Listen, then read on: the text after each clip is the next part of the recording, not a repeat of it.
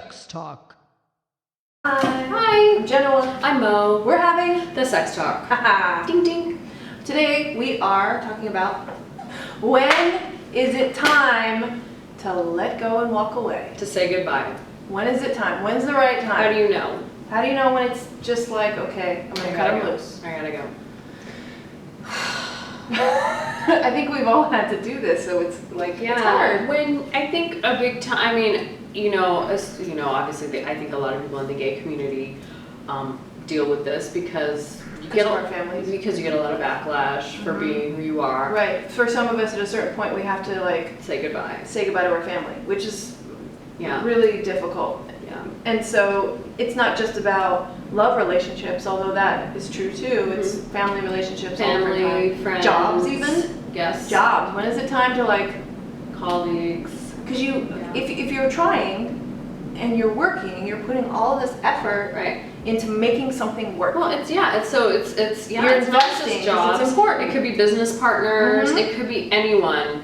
And I guess for me, and what I think is the most easiest way to know that it's time is when all of your healthy motives and motivations that you do. We've talked about being non-emotionally reactive, not being passive aggressive, not playing games like having the silent treatment. Right. When you're continuing to engage in all of these negative patterns despite all of these efforts to try to communicate directly and be conscious and open and honest, and you still fall back into your old patterns with someone. Right. I think that's a pretty good sign that they are triggering you in some way.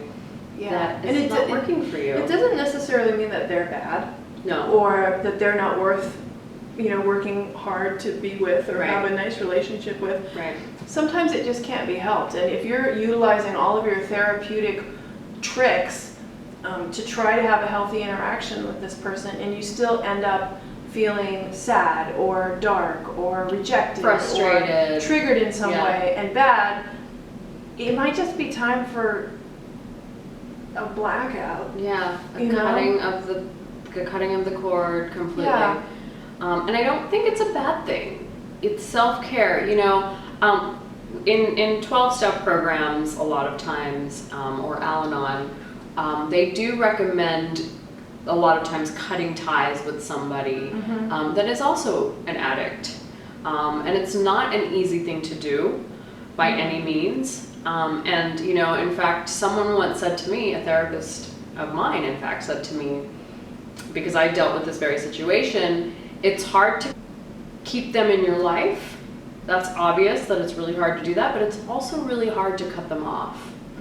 So whichever choice you make, neither choice is going to be easy. It's important to know going into it just that cutting someone off out of your life is not necessarily an easy fix. Yeah.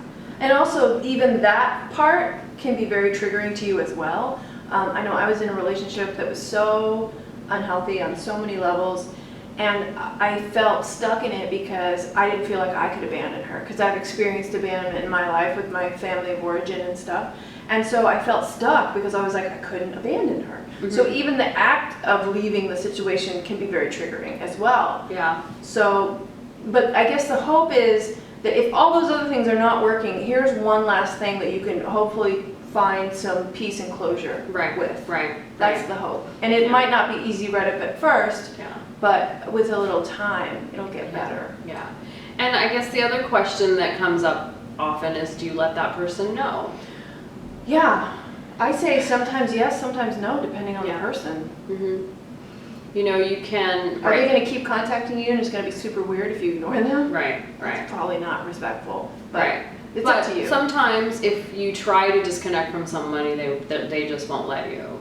And so your only option is that you have to disconnect and maybe write them a letter or an email saying that, this is what I've chosen to do, and letting them know that it's about you. That this relationship isn't working out for you, and that you wish them the best. Here's the thing: it's not about anger. It's not about being angry with them, and It's not a reactionary Yeah, thing. It's a it's- real thought out, planned out, Yeah. healthy because endeavor. you do care not just about yourself, but you care about them too. And chances are, if you're engaging in a negative pattern with them, they might be experiencing some of that as well. Yeah, it's usually a two-way street. Yeah, If they're triggering you, you're probably triggering them in some way. I find that to be true in my I experience. think so. So at the end of the day, you're doing yourself a favor, but you might be doing them a favor too. Because You might, maybe they yeah. don't have the wherewithal or the balls to pull away. To recognize, and a lot of people don't. People think that you're either family, and so you have to be linked together by blood forever, or you've known each other for a long time, and therefore there's no other way out of it, or you've built something together, like a relationship or a company or Yeah. anything, and it's like, well, we've got this huge investment that I can't walk away from, and they might not see that as a possibility. But if it's tearing you up inside and you're not being your best self, Right. then, and it's constant and it keeps on happening, Yeah. maybe even more and more, then it's time to take a look at that, I would say. And it's important to remember that when something is wearing on you like that, in an energetic way and in a lot of ways, it's stopping you from really making a living anyway. I mean, you're still gonna make a living, but honestly, if you clear up all of these like pulls on your emotional side, you're gonna free up a lot more energy in a different frame of making money or running a business or a different business. If that's it, you have to take into consideration the value of being free. Of being free. This reminds me of too, a lot of people don't walk away from relationships because they're scared. Yeah. It doesn't feel like there's anything It's out scary. there. They're afraid that without this person, they're not going to have these resources available to them. And this can happen in relationships too, where one person is the sole breadwinner, and without that person, you wouldn't have those resources because that person is your link to money, which is a real issue. And I'm not saying you need to go and cut that person off and no longer have a lifeline. But if something isn't working for you, make a plan to get out. Yeah. Because you can do it. You probably will do it. Yeah. And you're a survivor. You're going to do it one way or the other, Yeah. but you want to do it methodically and while taking care of yourself Yeah. rather than it kind of blow up in some other way. Yeah. You know, if it's sometimes these relationships are a ticking time bomb anyway. It's true. It's true. So you want to methodically get out of that and know that you have options. Even if it takes time to create those options, you will do that. Don't be afraid. Yeah. And it might sound easier said than done, but there's always support. So definitely seek that out. Yes.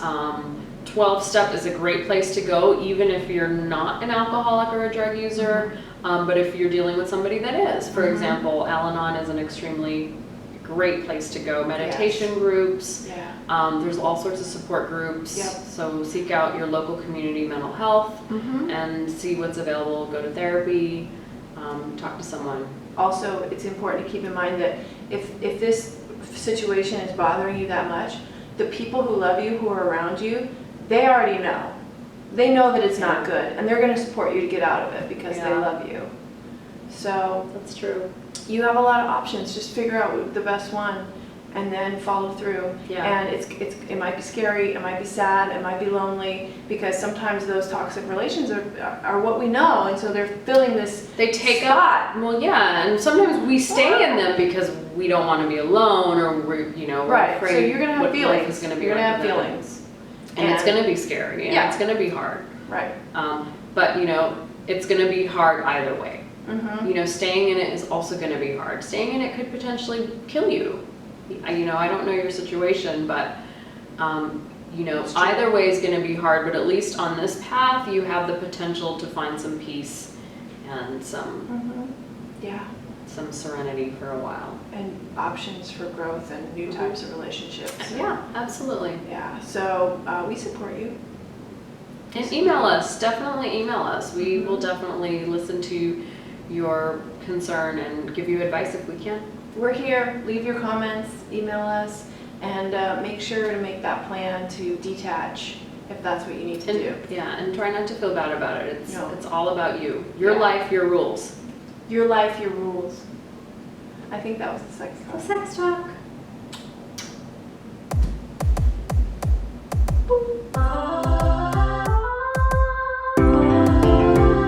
The sex talk. Sex Talk.